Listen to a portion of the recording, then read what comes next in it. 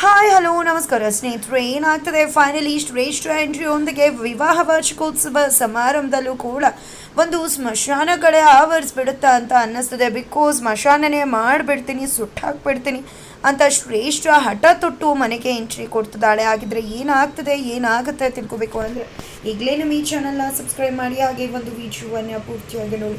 ಇಲ್ಲಿ ತಾಂಡವ ಹಾಗೆ ಭಾಗ್ಯ ತಮ್ಮ ಮಕ್ಕಳ ಜೊತೆ ಸಂಭ್ರಮ ಸಡಗರದಿಂದ ಫನ್ ಆಗಿ ಸೂಪರ್ಬಾಗಿರುವುದನ್ನು ನೋಡಿ ಇಲ್ಲಿ ಸುಂದರಿ ಅವ್ರಿಗಂತೂ ಶಾಕ್ ಆಗುತ್ತೆ. ಇದನ್ನು ಮೊದಲು ಚಿನ್ಮಿನಿ ಕಳಿಸ್ಬೇಕು, ಅವಳು ಉಟ್ಕೊಳ್ಳೋದು ನೋಡಿದ್ರೆ ಒಂದು ರೀತಿ ಖುಷಿ ಆಗುತ್ತೆ ಅಂತ ಹೇಳಿ ಆ ಒಂದು ವಿಡಿಯೋನ ಶ್ರೇಷ್ಠವಾಗಿ ಕಳಿಸ್ತಿದ್ದಂತೆ ಶ್ರೇಷ್ಠ ಅದನ್ನು ನೋಡಿ ಉರ್ತೋಗ್ತಾಳೆ.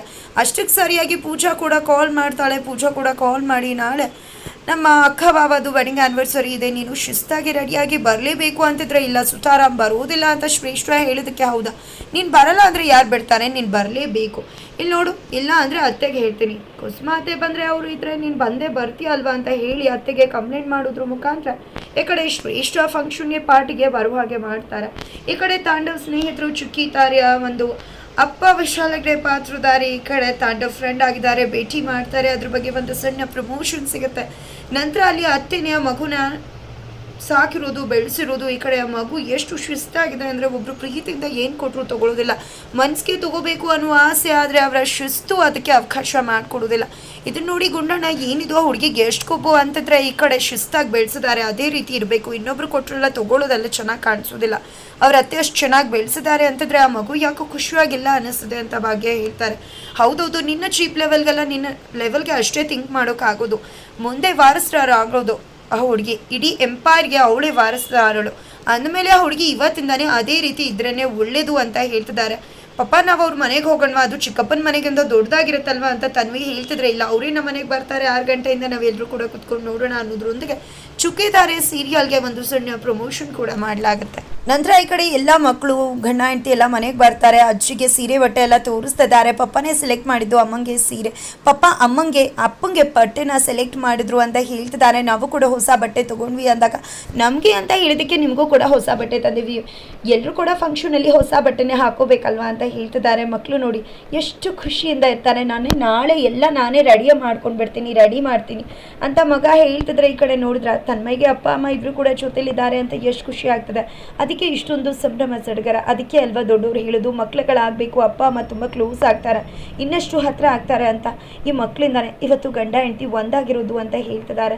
ಇದರಿಂದಾಗಿ ಎಲ್ರಿಗೂ ಖುಷಿ ಆಗ್ತದೆ. ತಾಂಡವಂತೂ ಉರ್ಕೋತಾ ಇದ್ದಾರೆ. ಆ ಕಡೆ ಸುಂದರಿ ಅಂತೂ ಶ್ರೇಷ್ಠನ ಉಗಿಸ್ತಿದ್ದಾರೆ. ನೋಡು ಶ್ರೇಷ್ಠ, ಯಾವುದೇ ಕಾರಣಕ್ಕೂ ತಾಂಡವ್ ನಿನ್ನ ಕೈಗಂತೂ ಸಿಗೋದಿಲ್ಲ. ಆ ಮಕ್ಕಳು ಅಂತೂ ಅಪ್ಪ ಅಮ್ಮನ ದೂರ ಮಾಡೋಕ್ಕೆ ಅವಕಾಶನೇ ಕೊಡೋದಿಲ್ಲ. ಏನು ಮಾಡ್ಕೋತೀಯ, ಮುಗೀತು ನಿನ್ನ ಕತೆ, ತಾಂಡವ್ ನಿನ್ನ ಹತ್ರ ಕಾಲು ಕೂಡ ಇಡುವುದಿಲ್ಲ ಅಂತ ಹೇಳ್ತಿದ್ರೆ, ಅದು ಹೇಗೆ ಸಾಧ್ಯ, ಅದು ಹೇಗೆ ಅದಕ್ಕೆ ಅವಕಾಶ ಮಾಡ್ಕೊಡ್ತೀನಿ ನಾನು, ಅದು ಯಾವುದೇ ಕಾರಣಕ್ಕೂ ತಾಂಡವ್ ನನ್ನವನು, ನನ್ನ ಶಾಗನ ಭಾಗ್ಯಗೆ ತಗೊಳ್ಳೋಕೆ ಬಿಡೋದಿಲ್ಲ. ಆ ಮಕ್ಕಳು ಆದರೂ ಕೂಡ ಅಷ್ಟೇನೆ ನೋಡ್ತಾರೆ. ಫಂಕ್ಷನ್ಗೆ ಹೋಗಿ ಏನು ವಾರ್ಷಿಕ ಸಮಾರಂಭ ಮಾಡ್ಕೋತಿದ್ದಾರೆ, ವೆಡ್ಡಿಂಗ್ ಆ್ಯನಿವರ್ಸರಿನ ಯಾವ ರೀತಿ ಸುಟ್ಟು ಹಾಕ್ತೀನಿ, ಹಾಳು ಮಾಡ್ತೀನಿ ಅಂತ ಅಂದ್ಕೊಂಡಿದ್ದೆ, ಸಿಟ್ಟು ಮಾಡ್ಕೊಂಡಿದ್ದೆ. ಶ್ರೇಷ್ಠ ಹಠ ತೊಟ್ಟು ಆ ಮನೆಗೆ ಹೋಗ್ತಿದ್ದಾಳೆ. ಪೂಜಾ ಕರೆದಿದ್ದೆ ತಪ್ಪಾಗಿದೆ ಅಂತ ಅನ್ನಿಸ್ತದೆ. ಬಿಕಾಸ್ ಶ್ರೇಷ್ಠ ಒಂದು ಫಂಕ್ಷನ್ ಹಾಳು ಮಾಡೋಕೆ ಹೋಗ್ತಿದ್ದಾಳೆ. ಬಟ್ ನಿಜವಾಗ್ಲೂ ಫಂಕ್ಷನ್ ಹಾಳಾಗುತ್ತಾ ಅಥವಾ ಏನಾಗುತ್ತೆ, ಅವಳಿಗೆ ತಿರುಗಿಸಿ ಹೇಗೆ ರೆಸಾರ್ಟಲ್ಲಿ ಬಡಿತು ಅದೇ ರೀತಿ ತಿರುಗಿಸಿ ಅವಳಿಗೆ ಅವಮಾನ ಆಗುತ್ತಾ, ಏನಾಗ್ಬೋದು ಅನ್ನೋದನ್ನು ತಿಳ್ಕೊಬೇಕು ಅಂದರೆ ಮುಂದಿನ ವಿಡಿಯೋಗೋಸ್ಕರ ವೇಟ್ ಮಾಡಬೇಕಾಗುತ್ತೆ. ಜೊತೆಗೆ ನಂತರ ಏನಾಯಿತು ಅಂದರೆ ಈ ಒಂದು ವಿಡಿಯೋವನ್ನು ಪೂರ್ತಿಯಾಗಿ ನೋಡಬೇಕಾಗುತ್ತೆ.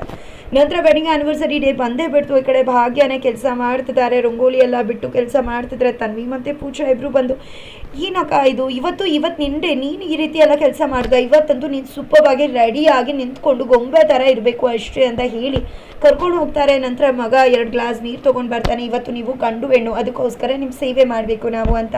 ಅಷ್ಟರಲ್ಲಿ ಪಪ್ಪ ಕೂಡ ಬರ್ತಾರೆ. ನಂತರ ಪಪ್ಪ ನೀವು ಕೂತ್ಕೊಳ್ಳಿ ಅಂತ ಹೇಳಿ ಹೋಗಿ ಫೋಟೋನ ತೊಗೊಂಡು ಬರ್ತಾನೆ. ಈಗ ಆಲ್ಬಮಲ್ಲಿ ನಾನು ಯಾಕಿಲ್ಲ ಅಂತ ಹೇಳ್ತಿದ್ರೆ, ಎಷ್ಟು ಬಾರಿ ಹೇಳೋದು ತನ್ಮಯ್ ನಿನಗೆ, ನೀನು ಹುಟ್ಟಿಲ್ಲ ಅಂತ ಅಂದಾಗ ನೀನಾದರೂ ಇರಬೇಕಿತ್ತಲ್ವ ಅಂದಾಗ ನಾನು ಕೂಡ ಹುಟ್ಟಿರಲಿಲ್ಲ, ಯಾಕೆ ಎಷ್ಟು ಸತಿ ಹೇಳಿದ್ರು ನಿಂಗೆ ಅರ್ಥ ಆಗೋದಿಲ್ಲ, ಸುಮ್ಮನೆ ಇರು ಅಂತಾರೆ. ಹಾಗಿದ್ರೆ ಇವಾಗ ಹುಟ್ಟಿದ್ದೀನಲ್ವ, ಪಪ್ಪ ಮಮ್ಮಿ ಜೊತೆ ಫೋಟೋ ತೊಗೋತೀನಿ ಅಂತ ಹೇಳ್ತಿದ್ದಾನೆ. ನಂತರ ಪಪ್ಪ ನೀವು ಬೇರೆ ರೂಮ್ಗೆ ಹೋಗಿ ರೆಡಿ ಮಾಡ್ಕೊಳ್ಳಿ, ಇಲ್ಲಿ ಅಮ್ಮನ ರೆಡಿ ಮಾಡಬೇಕು ಅಂತ ತನ್ವಿ ಹೇಳ್ತಾಳೆ. ಈ ಕಡೆ ತನ್ಮಯ್, ಅಪ್ಪ ನಿಮಗೆ ನಾನು ಹೆಲ್ಪ್ ಮಾಡ್ತೀನಿ ರೆಡಿ ಆಗೋದಕ್ಕೆ ಅಂತ ಹೇಳಿ ಕರ್ಕೊಂಡು ಹೋಗ್ತಿದ್ದಾನೆ. ಫೈನಲಿ ಇಲ್ಲಿ ಬೀಗ್ರ ಅಂದರೆ ಭಾಗ್ಯ ತಂದೆಯ ಪಾತ್ರಧಾರಿಯವರು ಬದಲಾಗಿದ್ದಾರೆ. ಈ ಕಡೆ ಅವರು ಮತ್ತು ಧರ್ಮ ಅಂಕಲ್ ಇಬ್ಬರು ಸೇರಿಕೊಂಡು ಈ ಕಡೆ ಮಂಟಪನ ಕಟ್ತಿದ್ದಾರೆ. ಈ ಕಡೆ ಕುಸುಮ ಅವರಂತೂ 20 ಕೈ ಥರ ಮಾಡಬೇಕು, 2 ಕೈ ಇಟ್ಕೊಂಡು ಈ ರೀತಿ ಕೆಲಸ ಮಾಡಿದ್ರೆ ಹೇಗೆ ಅಂತ ಸುನಂದವ್ರ ಮೇಲೆ ಹೇಳ್ತಿದ್ರೆ, ಈ ಕಡೆ ಸುನಂದವರು ಈ ಅಮ್ಮಂದು ಇದೇ ಕತೆ ಆಗೋಯ್ತು, ಸುಮ್ಮನೆ ಕೂತ್ಕೊಂಡು ಇನ್ನೊಬ್ರು ಕೆಲಸ ಹೇಳೋದು ಅಷ್ಟೇ ಆಯಿತು ಅಂತ ಅನ್ಕೋತಿದ್ದಾರೆ. ನಂತರ ಎಲ್ಲಿಗೂ ಒಳ್ಳೇದಾಗಲಿ ದೇವ್ರೆ, ನನ್ನ ಅಳಿಯನ ಬಾಯಿಂದ ಇನ್ನು ಮುಂದೆ ಯಾವತ್ತೂ ಕೂಡ ಡಿವೋರ್ಸ್ ಅನ್ನೋ ವಿಷಯ ಬರಬಾರ್ದು ಅಂತ ಹೇಳ್ತಿದ್ರೆ. ನೋಡಿ ಸುನಂದ ಅವರೇ, ಅವತ್ತು ಆ ರೀತಿ ಆದಾಗ ನಿಮಗೆಷ್ಟು ಆತಂಕ ಆಯಿತು, ಅದ್ರ 100 ಪಟ್ಟು ಆತಂಕ ನನಗೂ ಇತ್ತು. ಆದರೆ ನಾನು ಕುಸ್ತೋಗ್ಬಿಟ್ರೆ ನೀವೆಲ್ಲರೂ ಕೂಡ ಇನ್ನೂ ಕುಸ್ತೋಗ್ತೀರಾ ಅಂತ ನನ್ನ ಮನಸ್ಸನ್ನು ಗಟ್ಟಿ ಮಾಡಿಕೊಂಡು ಅಷ್ಟು ಧೈರ್ಯವಾಗಿದೆ. ಆದರೆ ಒಳಗಡೆ ಆತಂಕ ಆಗ್ತಾಯಿತ್ತು. ಆದರೆ ಎಲ್ವೂ ಕೂಡ ಒಳ್ಳೇದಾಯ್ತಲ್ವ, ನನಗೆ ಮನಸ್ಸಿಗೆ ಸಮಾಧಾನ ಆಗ್ತದೆ. ಇನ್ನು ಮುಂದೆ ಯಾವುದೇ ಕಾರಣಕ್ಕೂ ಆ ರೀತಿ ಆಗೋದಿಲ್ಲ, ಮತ್ತೆ ಮದುವೆ ನಡೀತದೆ, ಎಲ್ವೂ ಕೂಡ ಒಳ್ಳೇದಾಗತ್ತೆ ಅಂತಿದ್ದಾರೆ. ಅಷ್ಟರಲ್ಲಿ ಶ್ರೇಷ್ಠ ಬಂದು ಇವ್ರ ಮಾತನ್ನ ಕೇಳಿ ಉಟ್ಕೋತಾ ಇದ್ದಾಳೆ. ದೇವ್ರೆ, ನಾನು ಅಳಿಯನ ಬಾಯಿಂದ ಇನ್ನೆಂದೂ ಡಿವೋರ್ಸ್ ಅನ್ನೋ ಮ್ಯಾಟರ್ ಬರಬಾರ್ದು. ಇನ್ನು ಮುಂದೆ ಇಂಥ ಆಗತ್ತಾದರೆ ಅದನ್ನು ಸಹಿಸೋ ಶಕ್ತಿ ನನಗಂತೂ ಇಲ್ಲ. ನನ್ನ ಮಗಳು ವಿಷಯದಲ್ಲಿ ನಾನು ತುಂಬಾ ಸೂಕ್ಷ್ಮ. ನಾನು ಬೇರೆ ವಿಷಯದಲ್ಲಿ ಹೇಗೆ ಇರ್ಬೋದು, ಆದರೆ ಮಗಳು ಜೀವನ ಅಂತ ಬಂದಾಗ ಕೆಟ್ಟದಾದರೆ ಅದನ್ನು ನನ್ನಿಂದ ಸಹಿಸೋಕ್ಕಾಗೋದಿಲ್ಲ ಅಂತ ಹೇಳ್ತಿದ್ದಾರೆ. ಅಷ್ಟರಲ್ಲಿ ಶ್ರೇಷ್ಠ ಸಿಟ್ಟಲ್ಲಿ ಆ ಒಂದು ಹೂವಿನ ತೋರಣನ ಕಿತ್ತು ಬಿಸಾಡ್ಬಿಡ್ತಾಳೆ. ಇದನ್ನು ನೋಡಿದ್ದೆ, ಹಾಗೆ ಇವಳು ಬರ್ತಿದ್ದಾಗ ಇದು ಕಿತ್ತೋಯ್ತು ಅಂತ ಅಂದ್ಕೊಂಡು ಸರಿಯಾಗಿ ನೋಡಿದೆ, ಬರದೆ ಕಿತ್ತೋಯ್ತು ಅಂದ್ಕೊಂಡಿದ್ದೆ. ಈ ಕಡೆ ಸುನಂದವರು ನೋಡಿ ಬಿಗ್ರೆ ಬರ್ತದಾಗೆ ಯಾವ ರೀತಿ ಅಪಶಕುನ ಮಾಡ್ತಿದ್ದಾಳೆ, ಕಿತ್ತೆ ಮಾಡಿಬಿಟ್ಲಲ್ಲ, ಏನು ಕಣ್ಣು ಕಾಣಿಸಲ್ವಾ ನಿನಗೆ, ಯಾಕೆ ಕಿತ್ತಾಕ್ತೆ ಅಂತ ಸುನಂದವರು ರೇಗ್ತಿದ್ರೆ. ಈ ಕಡೆ ಕುಸುಮ ಅವರು ಮಾವಿನ ಎಲೆ ಹಾಗೆ ಹೂವನ್ನು ತಂದು ಹೂವಿನ ತೋರಣ ಕಟ್ಟು, ಮಾವಿನ ಎಲೆ ಹಾರ ಮಾಡಬೇಕು, ನೀನು ಹೊರಗಡೆ ಕೂತ್ಕೊಂಡು ಅಲ್ಲಿ ಮಾಡಿ ಪೋನ್ಸದ ಮೇಲೇ ಕ್ಲೀನ್ ಮಾಡಿ ಬಲಗಾಲಿಟ್ಟು ನೀಟಾಗಿ ಒಳಗಡೆ ಬರಬೇಕು. ಇದನ್ನು ಮಾಡಬೇಕಿದ್ರೆ ಯಾವುದೇ ಕಾರಣಕ್ಕೂ ಸ್ಲಿಪ್ಪರ್ ಹಾಕೋಬಾರ್ದು, ಅದನ್ನು ಕೂಡ ಬಿಡಿಸಿ ಹೇಳೋ ಅವಶ್ಯಕತೆ ಇಲ್ಲ ಅಂತಿದ್ದಾರೆ. ಹಾಗಿದ್ರೆ ಫೈನಲಿ ಏನಾಗುತ್ತೆ ಇಲ್ಲಿ? ಫೈನಲಿ ಕಾವೇರಿ, ಲಕ್ಷ್ಮಿ, ವೈಷ್ಣವ್ ಕೂಡ ಈ ಒಂದು ಫಂಕ್ಷನಲ್ಲಿ ಭಾಗವಹಿಸ್ತಾರೆ. ಜೊತೆಗೆ ಶ್ರೇಷ್ಠ ಏನೆಲ್ಲ ಅನಾಹುತ ಮಾಡ್ಬೋದು, ಸ್ಮಶಾನನೇ ಮಾಡಿಬಿಡ್ತಾಳೆ ತಿಳ್ಕೊಬೇಕು ಅಂದರೆ ಈಗಲೇ ನಮ್ಮ ಈ ಚಾನಲ್ನ ಸಬ್ಸ್ಕ್ರೈಬ್ ಮಾಡಿ. ಹಾಗೆ ಮುಂದಿನ ವಿಡಿಯೋಗೋಸ್ಕರ ವೇಟ್ ಮಾಡೋದನ್ನು ಮರಿಬೇಡಿ.